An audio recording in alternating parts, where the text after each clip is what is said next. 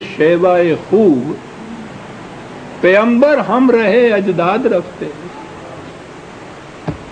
असलाफ का मसलक होना ही अगर सनद होता हक की, तो पैगंबर अपने अजदाद के मसलक के ऊपर चलता, और हर पैगंबर ने तो अपने अजदाद के मसलक ही के खिलाफ आवाज उठाई सबसे पहले। कुरान ने अगली आयत में ये बात कही है, अभी आती है, वो इकबाल इन्हीं से ये चीजें लेता था। अगली आयत में कुरान ने ये बताया है उसवा इब्राहिमी, जिसके लिए कहा है कि तुम्हारे लिए इब्राहिम की जिंदगी में उसवा है, किस मकाम पे कहा है अभी आती है। अभी तो ये सुनिए कुरान यहाँ क्या दे, ये क्या कह के कुरान इसकी तरदीद करता है कि ये कहते हैं कि हम तो असलाफ के मसलक पे चलेंगे।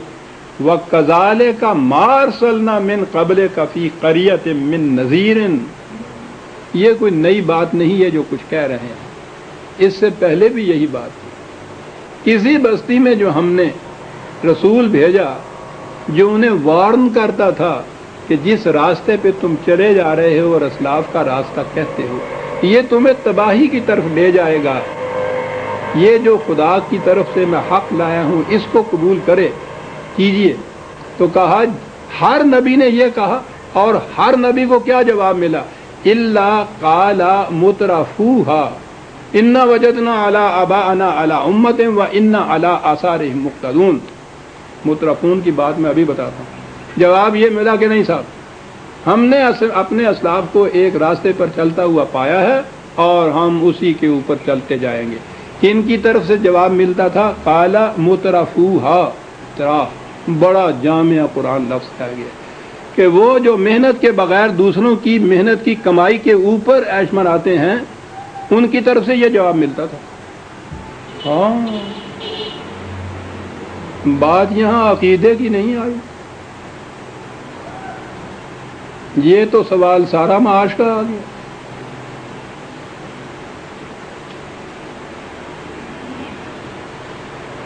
वो सारी चीजें जितनी भी ये इस्तेसाल की और सलब की और नहब की, ये सारी चीजें थी, खुदा की किताब तो इसको काट के रख देती थी इस निज़ाम को। इसके हक में क्या चीज आती थी, वो असलाफ का मसला।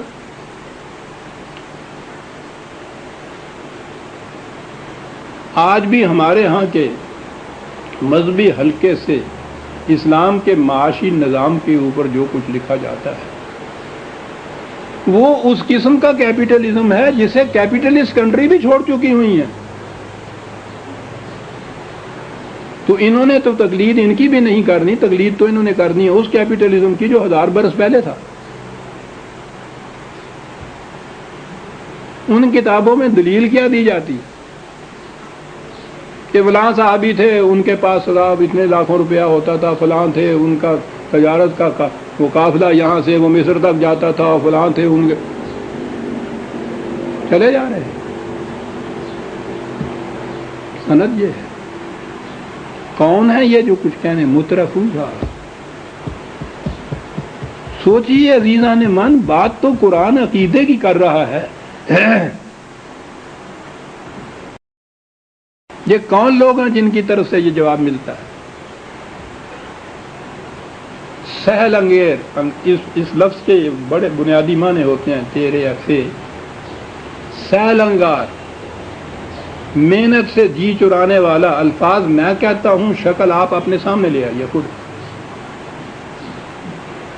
सहल अंगार, सुबह की खा के जो सोए जोहर तक सो रहे, खुद काम न करने वाले, लिए चले आ रहे हैं सबसे बेहतरीन चीजें, पाँव को भी छूते हैं, पेश भी करते हैं। मुतरफूहा,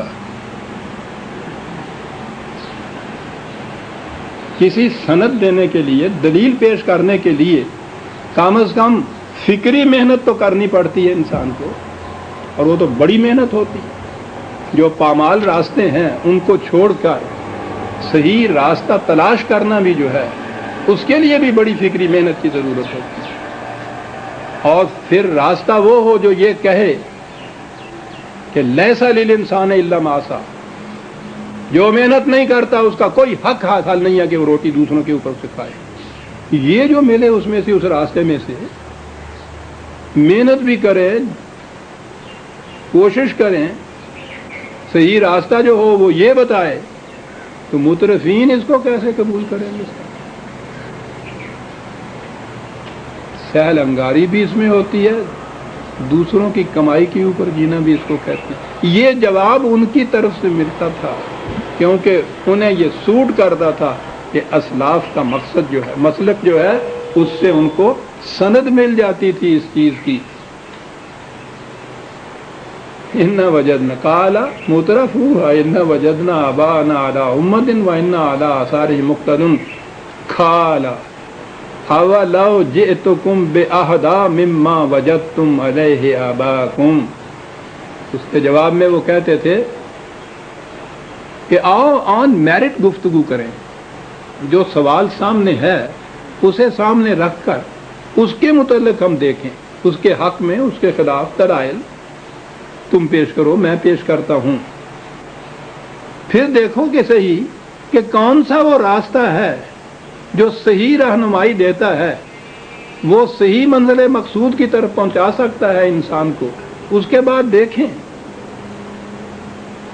اگر وہ راستہ اس راستے سے زیادہ رہنمائی صحیح دینے والا ہو جس پہ تمہارے آباء و اجداد چلتے آ رہے ہیں, تو پھر تو اسے اختیار کرنا چاہیے نا. انسان کی عقل و فکر تھا تو کم از کم یہی تقاضا ہونا چاہیے. تمہیں پتا ہے اس کا جواب کیا ملتا تھا؟ یہاں وہ دلائل مانگتے تھے, کوئی سند بھی مانگتے تھے, انہیں پتا تھا کہ دلائل و سند تو ہے نہیں کوئی. جواب کیا تھا؟ قالوا انما بما ارسلتم به کافرون. ہم نہیں جانتے تم کیا کہتے ہو, جو تم کہتے ہو ہم اسے انکار کرتے ہیں, بات مت کرو ہم سے, جاؤ یہاں سے. جواب مل رہا ہے ہم نہیں ماننے کے جو تم کہتے ہو, کوئی دلیل نہیں, کوئی سند نہیں تھا. ہاں, اور اس کا جواب پھر ملا نا مکافات عمل کی طرف سے. فانتقمنا منہم, خدا کے قانون مکافات نے جو آ کے ان کو پکڑا ہے. فانتقمنا کیا لفظ ہے, ہمارے ہاں تو یہ انتقام یہاں سے لفظ آیا نا یہ, اور پھر انتقام تو ہمارے ہاں جس معنی میں استعمال ہوتا ہے آپ جانتے ہی ہیں. جو انتقام لیتے ہیں پہلے تو معلوم نہیں ہوتا تھا کس قسم کا ہوتا ہے, تو آج تو ہر روز صبح اخبار اٹھا کے دیکھیے, اس میں پڑھیے کہ انتقام کس طرح سے لیا جاتا ہے. فانتقمنا یہ قرآن کے معنی نہیں ہے, عربی زبان کے معنی نہیں ہے. کیا بات, اس کے معنی ہوتا ہے جو یہ بھیڑے بکری یہ ریوڑ چلتے چلتے راستے سے دائیں بائیں ادھر ادھر نکل جاتے ہیں نا, اور وہاں خطرہ ہوتا, ان کو گھیر کے سڑک کے بین بین لے کے چلانا, اسے انتقام کہتے ہیں.